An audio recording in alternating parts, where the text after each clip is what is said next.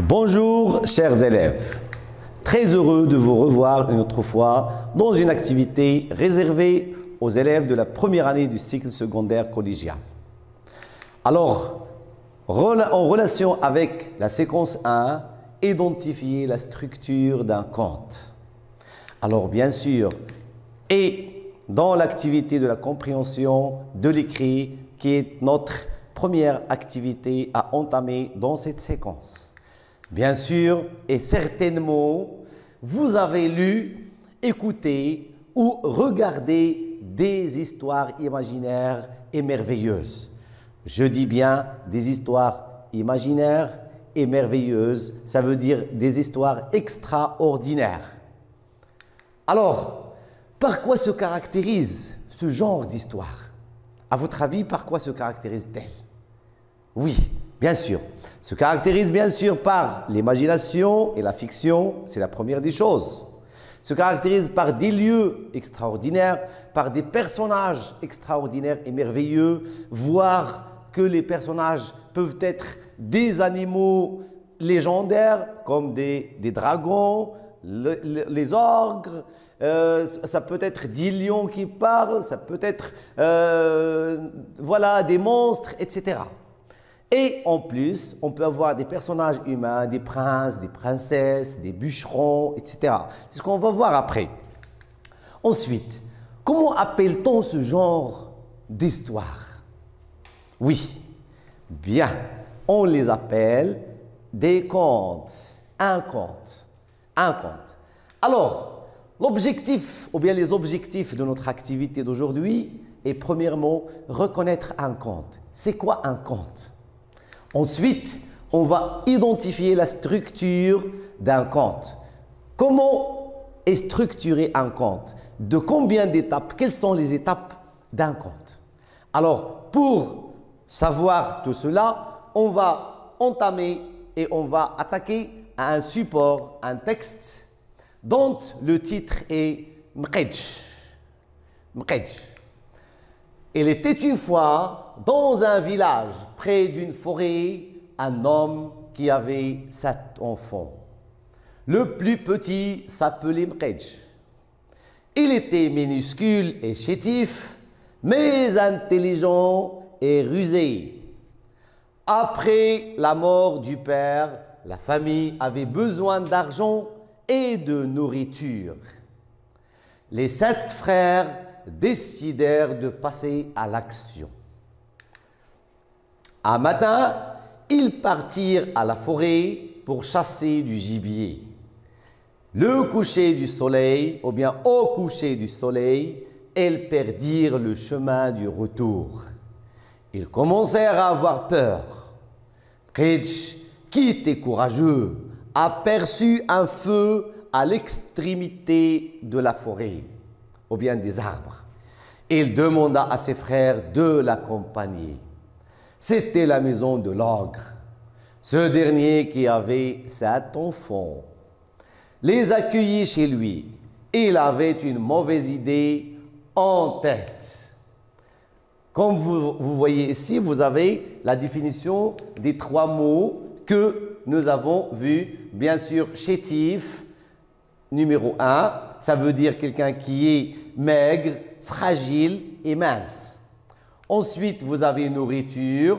Nourriture, ce sont les aliments, bien les alimentations qui servent à être mangées pour notre corps. Et vous avez ogre. L'ogre, c'est un géant à l'aspect effrayant. C'est un géant à l'aspect effrayant, se nourrissant de la chair humaine. Ça veut dire qu'il mange les êtres humains. Ensuite, il leur donna à dîner et pour leur sommeil, les couvrit d'une ktaifa rouge. Ces enfants étaient déjà endormis sous une ktaifa verte. Pendant la nuit, Mqedj, qui était intelligent, comprit que l'ogre allait leur faire du mal. Il prit la ktaifa rouge et la mit sur les petits ogres. Puis, il réveilla ses frères et mit à leur place, sous la ktaifa verte, des oreillers. Sorti avec ses frères sur les pointes des pieds, l'ogre à demi réveillé verse de l'eau chaude sur ses propres enfants.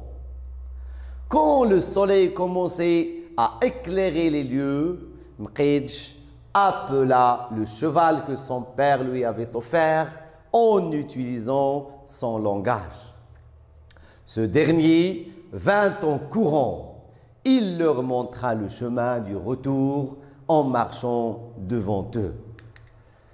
Quelques heures plus tard, Mqidj et ses frères arrivèrent chez eux. Tout le monde était content de les accueillir. On organisa une grande fête durant laquelle tout le monde chantait. Il ne faut jamais sous-estimer les petits enfants. D'après un conte marocain, région de l'Oriental.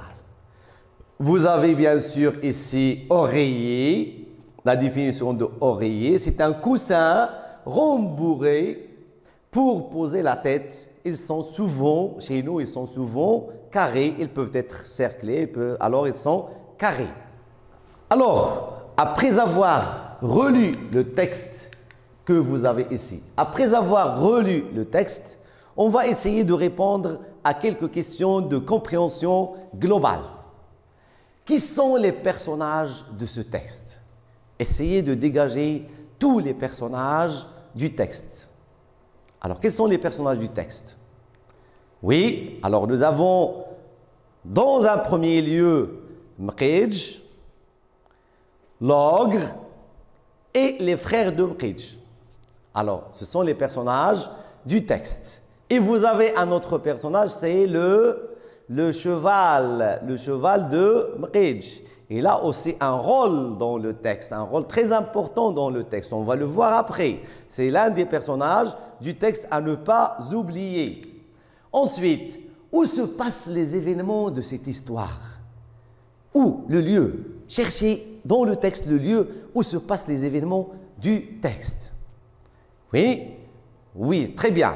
Alors, les événements se passent dans la forêt et en plus, ils se passent aussi dans la maison de l'ogre et dans le village lors du retour, la fête qui a été organisée, etc. Alors, lors du retour, on a le lieu de le village. Troisième question.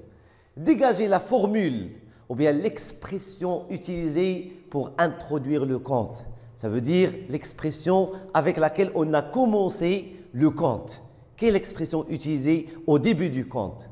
C'est « il était une fois ». Très bien. « Il était une fois », c'est la formule qui introduit le conte. On l'appelle la formule qui introduit le conte ou bien l'expression par laquelle commence le texte.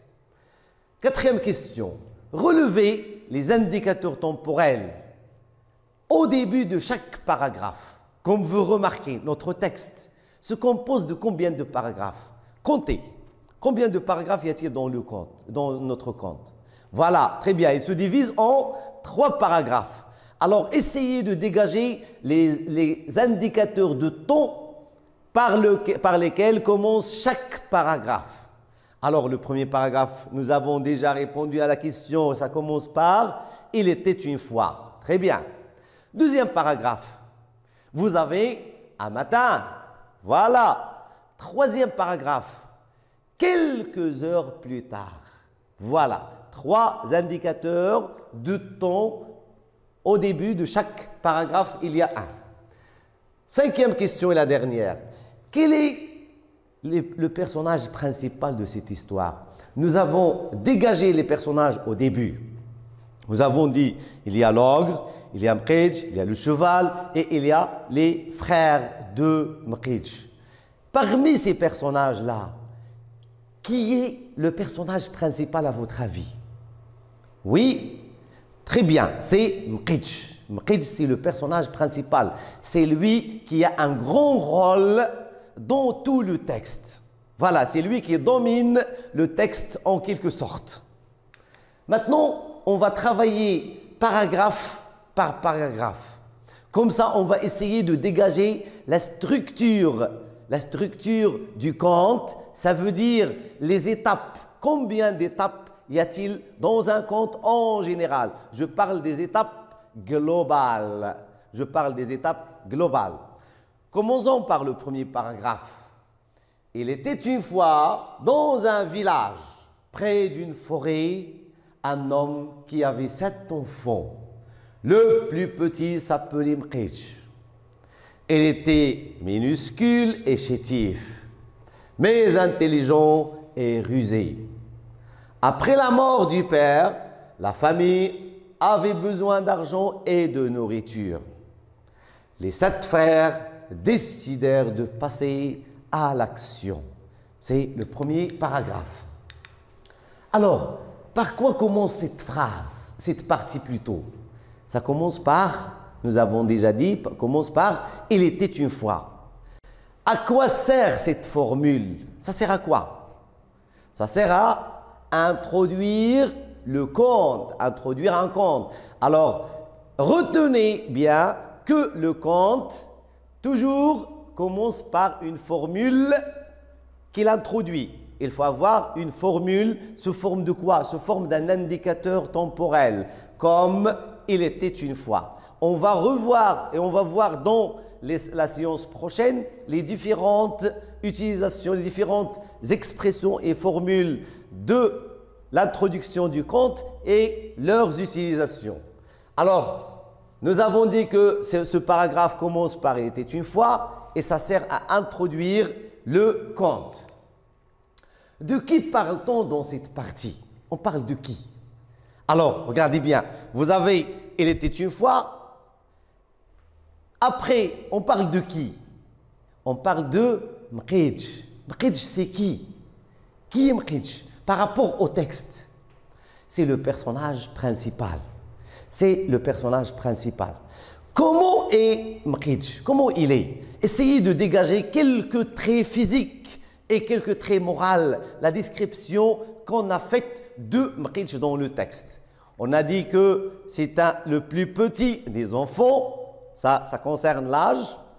Ensuite, comment il est au niveau de son physique? Il est chétif, il est mince. Au niveau moral, comment il est? Il est intelligent et rusé.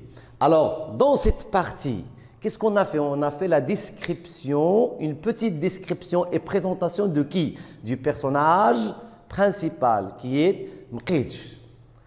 Combien de frères a-t-il, Mqidj? Il a combien de frères? Il avait 6 frères.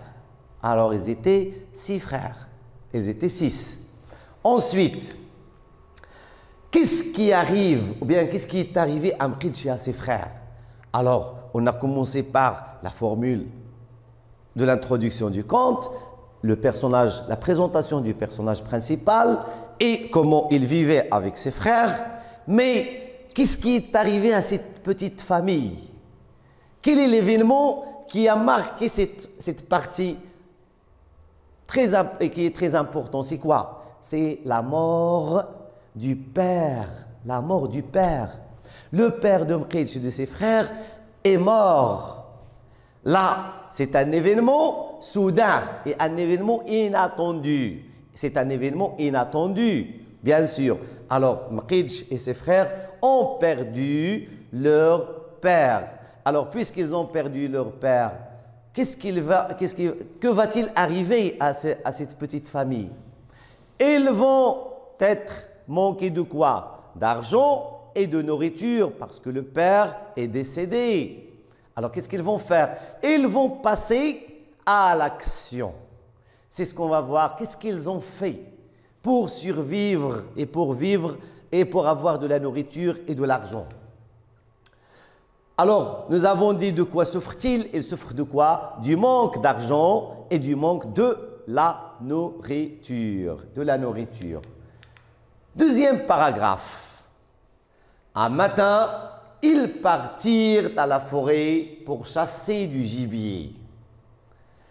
Au coucher du soleil, ils perdirent le chemin du retour.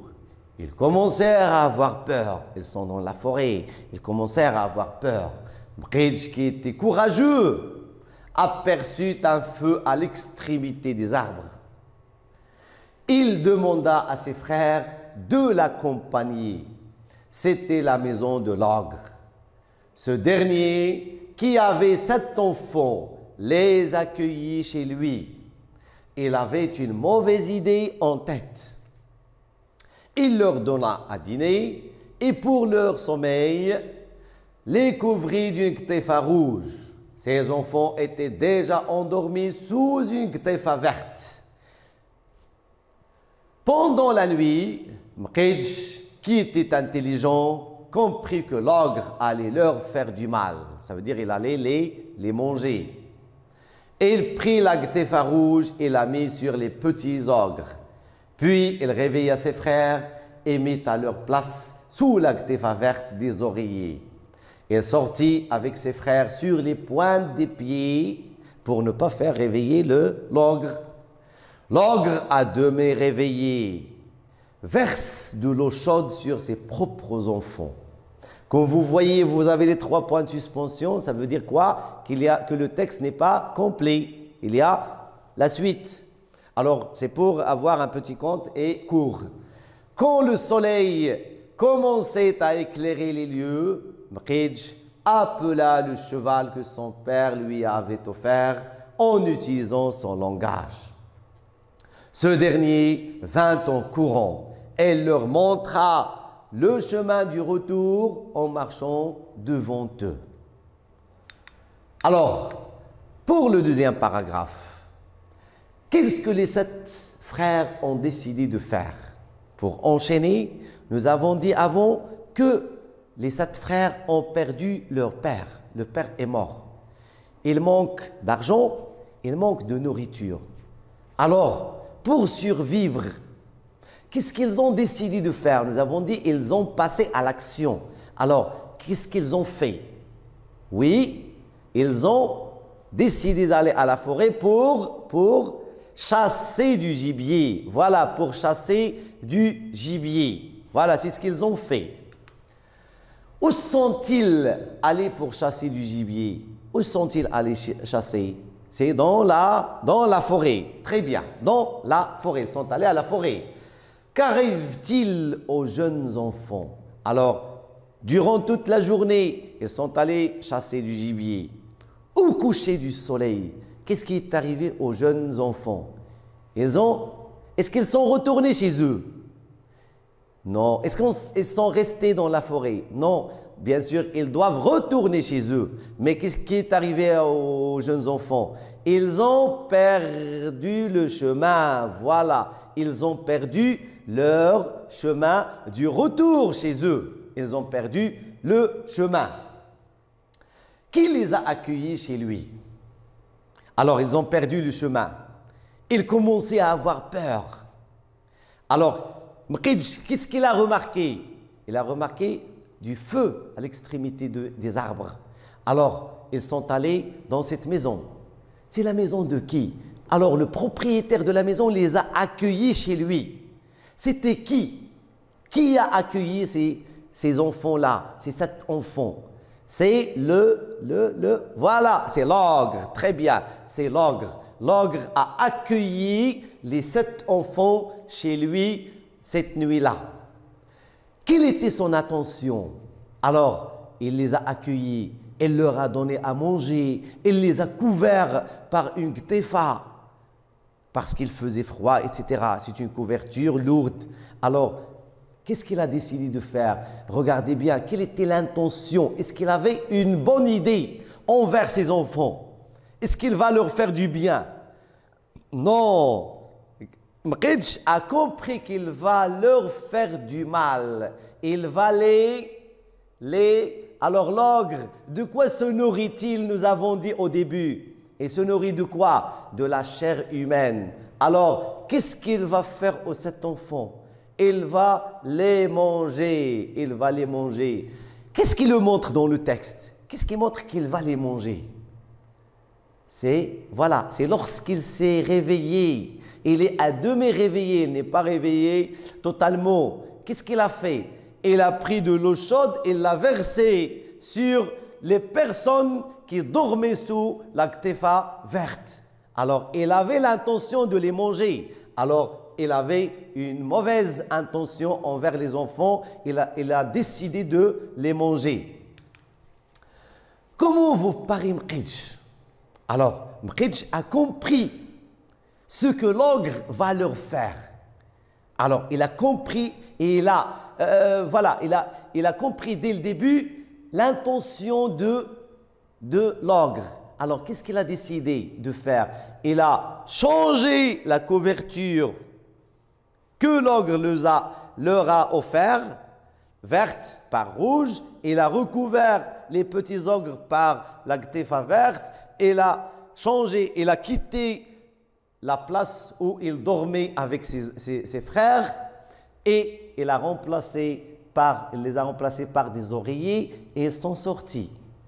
Alors, comment vous paraît ici Mqidj? Nous l'avons dit dès le début du texte. C'est une personne qui est intelligent et rusé. Intelligent et rusé. Il est aussi courageux. Pour faire tout cela, il faut avoir du courage. Il faut avoir de l'intelligence. Voilà, c'est une personne qui est courageuse, rusée et intelligente. Qui a aidé les 7 frères à trouver le chemin du retour? Alors, en sortant de la maison de l'ogre, ici. Alors, qui a aidé les enfants? Est-ce qu'ils connaissent le chemin du retour? Non, bien sûr que non. Alors, qui a aidé les enfants à trouver le chemin du retour? C'est le cheval de Mqidj.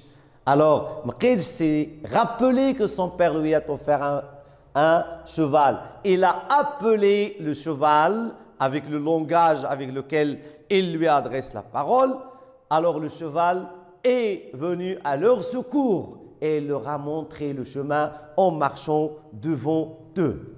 Alors, comme ça, ils ont trouvé la solution du retour. Comme vous voyez ici, l'ogre, qu'est-ce qu'il représente pour Mqidj et ses frères? C'est un ennemi parce qu'il leur a voulu du mal. C'est l'ennemi de Mqidj. Et voyez bien, le cheval, il a aidé Mqidj. On va le considérer comme quoi ici? C'est l'ami ou bien c'est l'adjuvant. Alors, l'ogre, c'est l'opposant et Mqidj et le cheval, c'est l'adjuvant. Rappelez-vous bien de ces deux mots, on va les revoir dans les séances prochaines. Opposant et adjuvant. Opposant, c'est l'ennemi du personnage principal. Et l'adjuvant, c'est la personne ou bien c'est celui qui aide le personnage principal à arriver à son but, bien sûr. On va partir à la dernière partie et le dernier paragraphe. Et quelques heures plus tard, Mqidj et ses frères arrivèrent chez eux. Tout le monde était content de les accueillir. On organisa une grande fête durant laquelle tout le monde chantait. Là, c'est quoi? C'est bien sûr la fin de l'histoire. Et vous avez une petite phrase, « Il ne faut jamais sous-estimer les petits enfants ». On va revenir à ça. Troisième paragraphe.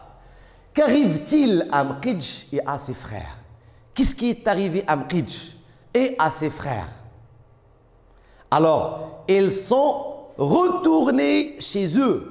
À l'aide de qui? À l'aide du cheval. Ils sont retournés chez eux. Comment les gens du village, les habitants du village les ont accueillis? Ils les ont accueillis chaleureusement, avec joie et en chantant et en dansant. Ils ont même organisé une fête. Par quoi se termine cette histoire?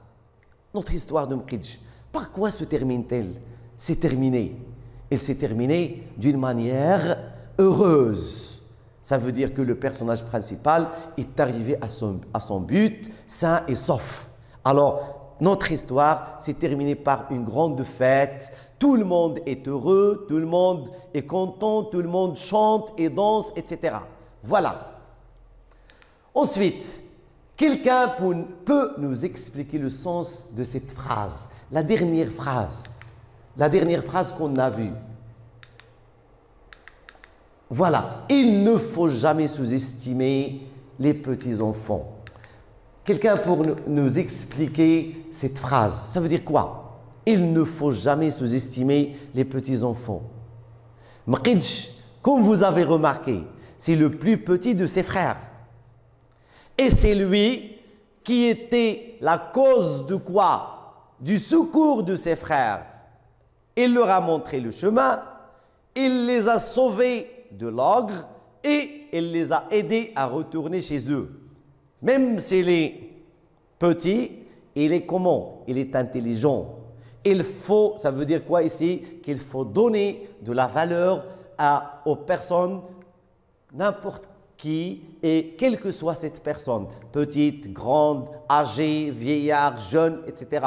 Il faut toujours donner de l'estime aux autres. Il faut estimer les autres et leur donner de la valeur. Il ne faut pas dévaloriser les personnes. Bon, on va arriver à la synthèse de ce texte. Comme vous remarquez, nous avons parlé de combien d'étapes dans un conte.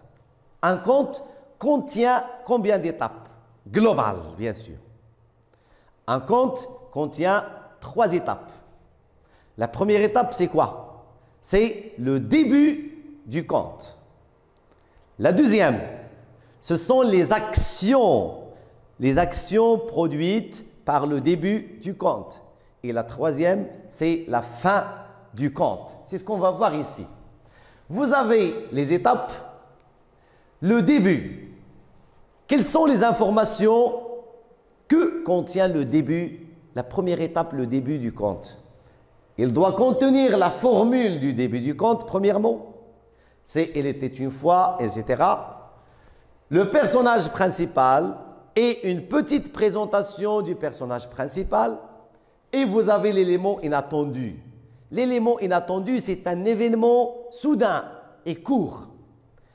Si, imaginez que le père n'est pas mort, est-ce qu'on va avoir la suite des événements? Est-ce que Mqidj et ses frères vont aller à la forêt pour chasser du gibier, etc.? Bien sûr que non. Vous voyez ici l'importance de l'élément inattendu. C'est l'élément qui change la première situation. Il change la première situation et donne naissance à la deuxième étape qui est l'étape des actions, bien ce qu'on appelle les péripéties. Alors, dans la deuxième étape, vous avez, ça commence, bien sûr, il doit commencer par un indicateur temporel. Il doit contenir, et on doit parler de l'ennemi, ou bien ce qu'on a appelé l'opposant du personnage principal. Et on va avoir affaire à plusieurs actions. Au minimum ici, j'ai essayé de dégager 2 actions du personnage principal, malgré qu'on a plusieurs actions. Changer la couverture, voilà, ensuite s'enfuir de chez l'ogre, appeler son cheval, ainsi de suite. Il y a plusieurs actions.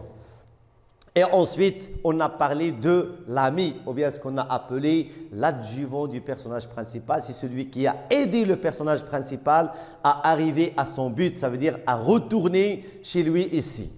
Et la troisième étape, c'est la fin. La fin aussi commence par un indicateur annonçant la fin du conte, c'est quelques heures plus tard, et aussi la morale. La morale, c'est la leçon que chaque conte nous donne vers la fin. Un conte se termine toujours par une leçon de morale qu'on doit comprendre et qu'on doit faire. Alors, essayez de recopier cette synthèse.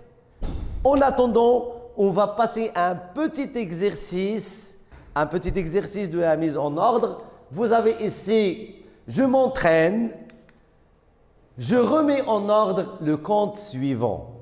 Vous avez un conte en désordre, vous allez essayer de le remettre en ordre. Comme ça, en respectant bien sûr les 3 étapes ou bien les étapes du conte. Alors, un soir de tempête, une jeune fille demanda de l'hospitalité auprès du château. Deuxième phrase, alors on put voir que c'était une vraie princesse. Donc, le prince l'épousa. 3. Afin de vérifier que c'était une vraie princesse, la reine cacha dans son lit un petit pois recouvert de nombreux matelas et couettes. La princesse dormait mal.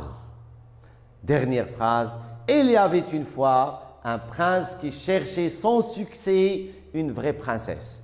Alors vous avez 4 phrases. Essayez de les remettre en ordre pour avoir un texte et un conte cohérent. Alors, merci pour votre attention et à la prochaine activité, Inch'Allah, dans laquelle on va essayer de voir les différentes formules qui introduisent un conte. Et au revoir.